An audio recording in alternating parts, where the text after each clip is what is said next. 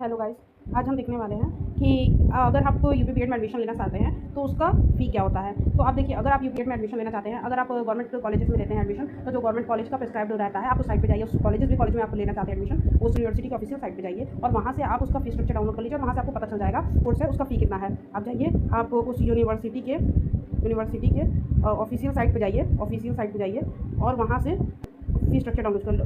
Fee structure download कर लीजिए और फिर वहाँ से आप देख सकते हैं कि आपका जो कोर्स है उसका फ़ी कितना है।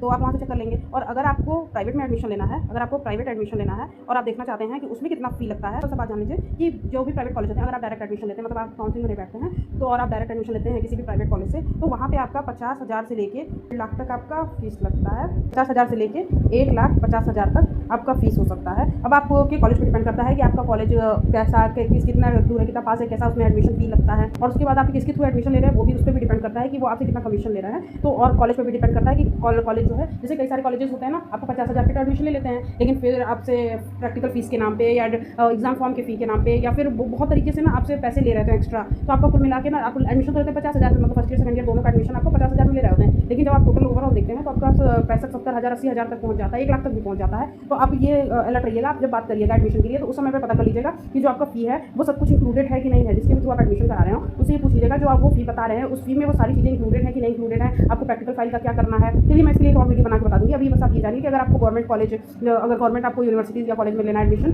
तो आपका फ़ी स्ट्रक्चर आप उस यूनिवर्सिटी या कॉलेज के ऑफिशियल साइट से जाकर डाउनलोड कर लीजिए फ़ी स्ट्रक्चर, वहाँ से पता कर लीजिए कि आपका क्या फ़ी लगने वाला है। और अगर आप प्राइवेट में लेना चाहते हैं एडमिशन, तो आपका जो फ़ी होता है वो 50,000 से 1.5 लाख के बीच में वैरी करता है। अब वो डिपेंड करता है वेरियस थिंग्स पे जो मैंने आपको पहले बता दिए हैं। और अगर आपको वीडियो अच्छी लगे तो आप चैनल को लाइक और सब्सक्राइब करिए, और अगर आपको कोई डाउट होता है तो आप कमेंट करिए, मैं तभी आपको जवाब दे दूँगी कि वो उसके लिए कैसे आप टैकल कर सकते हो उस चीज़ को। चलिए, नमस्ते।